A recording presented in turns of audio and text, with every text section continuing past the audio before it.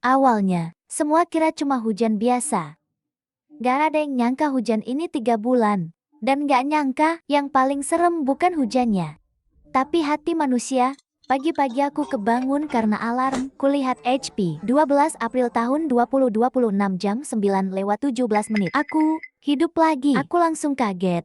Di hidup lalu, mulai 15 April dini hari, hujan itu turun nonstop 3 bulan. Kota tenggelam, listrik mati, sinyal lumpuh, makanan dan air jadi paling berharga. Kacau total. Manusia berubah, dan sekarang aku balik 3 hari sebelum kiamat. Syukur banget, aku dikasih kesempatan lagi. Kali ini aku nggak bakal salah lagi. Sore harinya, aku langsung ke pasar grosir terbesar. Begitu sampai, aku ke bagian kebutuhan harian. Beli tisu, pasta gigi dan sikat gigi, juga alat bersih-bersih. Oh ya, pembalut jelas wajib stok. Aku langsung kerak pembalut. Pegawainya promosi semangat. Produk ini seimbang pieknya, banyak yang beli sampai skardus. Beda dari pembalut biasa. Bahannya asam ringan, mirip kondisi kulit sehat. Bisa lawan bakteri, dan serap bagus, tetap kering terus. Nyaman dipakai. Aku langsung masukin skardus. Buat stok rumah, perawatan saat mens wajib full. Lalu aku ke bagian sembako, cari toko besar. Bos, beras 50 karung, yang 20 jin kualitas terbaik. Tepung 20 karung, ukuran sama. Minyak goreng 10 galon, 5 kacang, 5 kedelai. Aku ngomong cepat. Bosnya bengong, dikira salah dengar. Neng, beli banyak amat, rumah buka kantin? Enggak, aku asal cari alasan.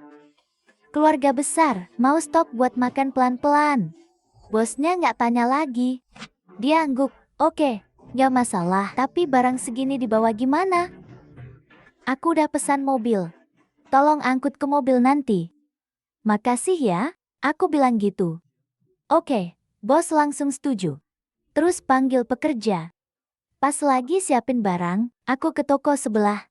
Beli banyak garam, kecap dan cuka, MSG dan kaldu, lada, cabai, bumbu lain, juga banyak acar, tahu fermentasi dan saus.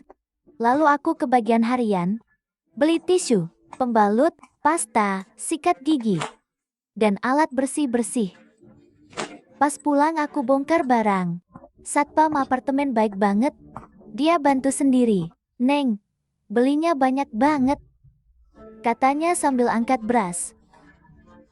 Pak, makasih ya, kataku terharu. Keluarga banyak, jadi stok. Zaman sekarang, stok juga bagus. Pak Satpam menghela napas. Katanya bakal ada hujan besar.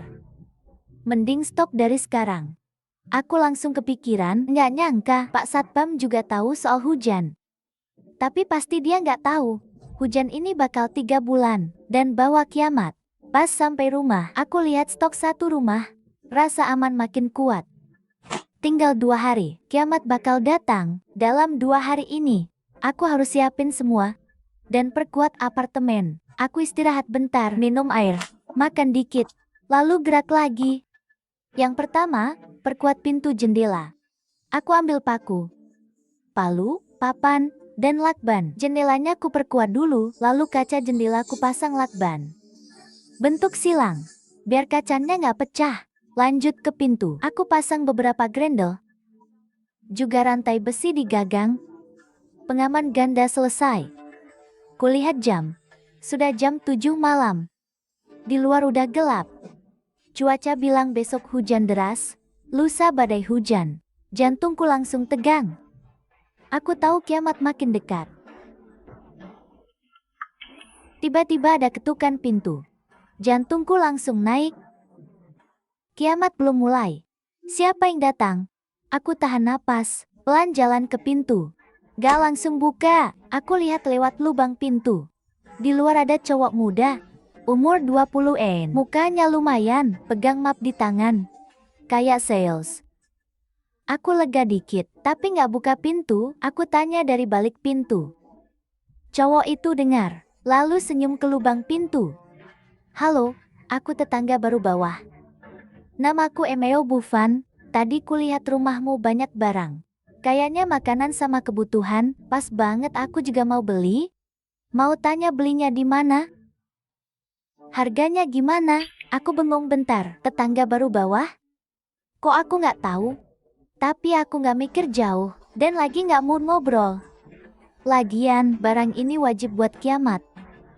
Aku nggak mau dilirik orang. Maaf ya, aku beli online semua. Harga persisnya lupa, cek sendiri aja. Kataku santai. Biar dia cepat pergi. Emeo Bufan kayaknya sadar. Tapi dia tetap senyum. Oke, makasih ya. Katanya besok hujan deras.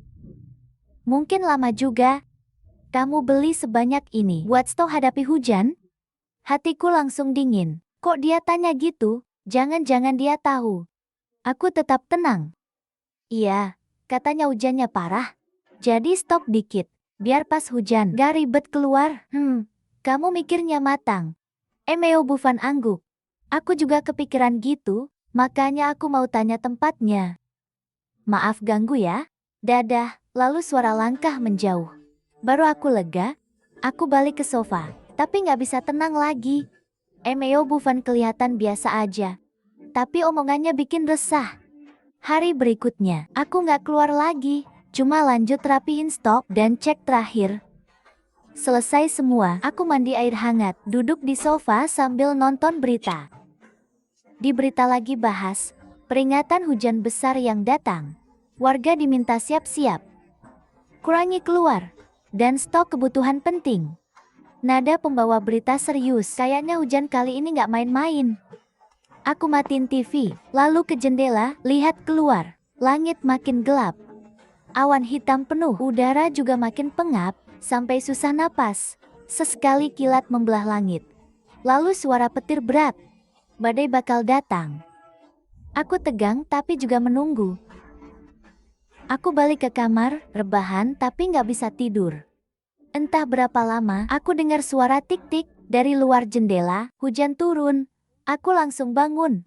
Ke jendela, buka sedikit tirai. Butiran hujan besar jatuh. Nabrak jendela, bunyinya nyaring. Hujannya makin deras dari suara tik-tik, jadi suara deras. Kayak air ditumpahin dari langit. Kilat makin sering. Petir juga makin keras sampai jendela bergetar. Aku tahu hujan kiamat resmi dimulai.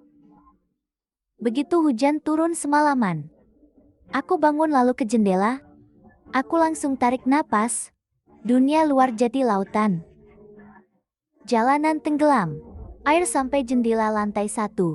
Rumah rendah sudah tenggelam. Tinggal atapnya. Mobil di jalan setengah tenggelam. Ada yang tenggelam separuh. Ada yang tenggelam total, ngambang di air. Gedung tinggi jauh sana, di tengah hujan dan banjir, terlihat sepi dan suram. Apartemenku di LT10 masih aman sementara, tapi cuma sementara. Hujan masih lanjut, belum ada tanda berhenti, banjir terus naik. Kalau hujan terus, air pasti sampai LT10. Listrik juga mati. Komunikasi kena dampak. Sinyal handphone naik turun, nelpon susah nyambung. Cuma app chat. Kadang masih bisa kirim, tapi sering telat.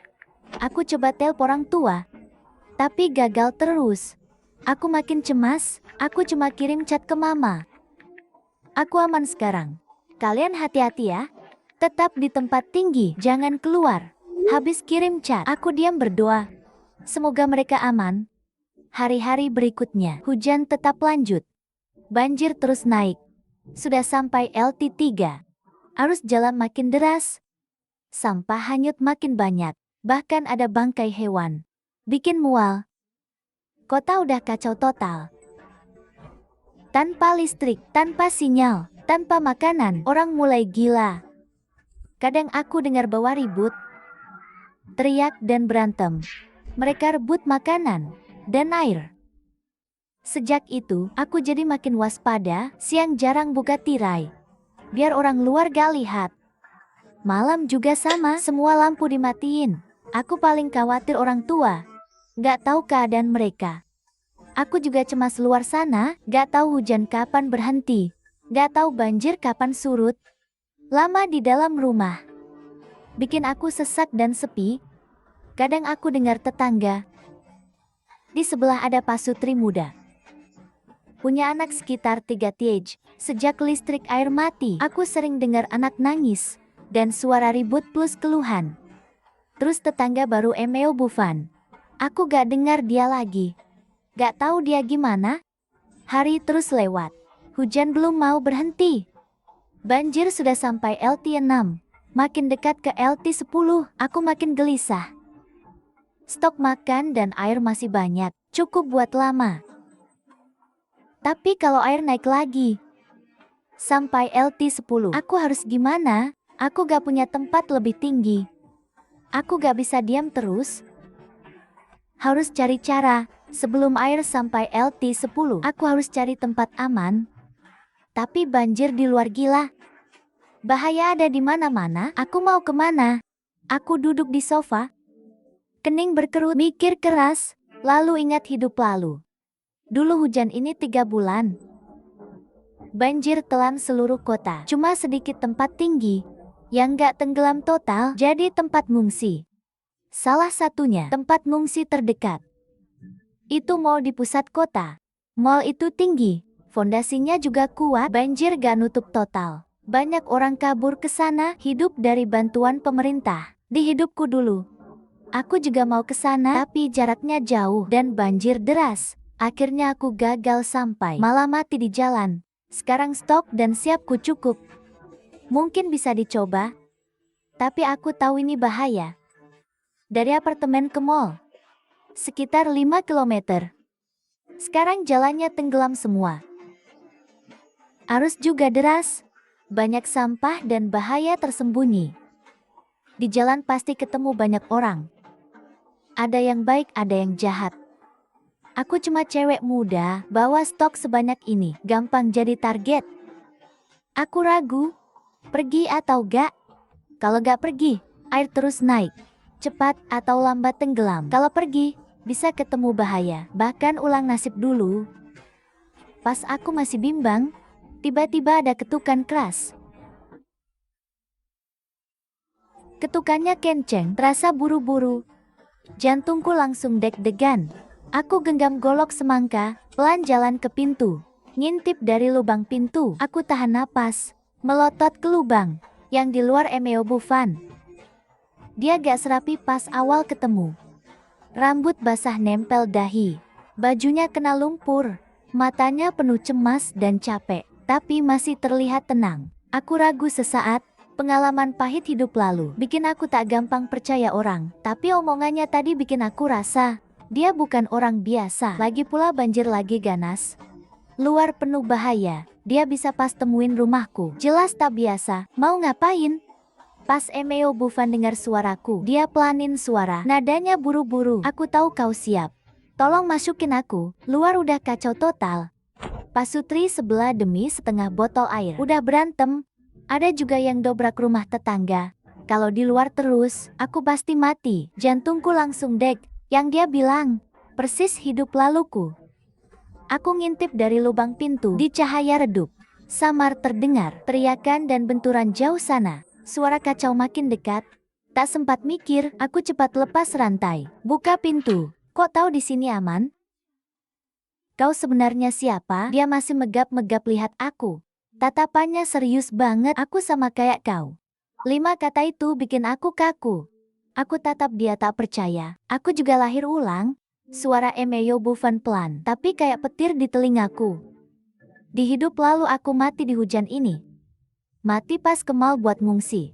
Jatah makan terakhir dirampas. Mati kelaparan di banjir. Pas bangun juga 12 April. Aku diam serius di tempat, waspadaku langsung hilang banyak.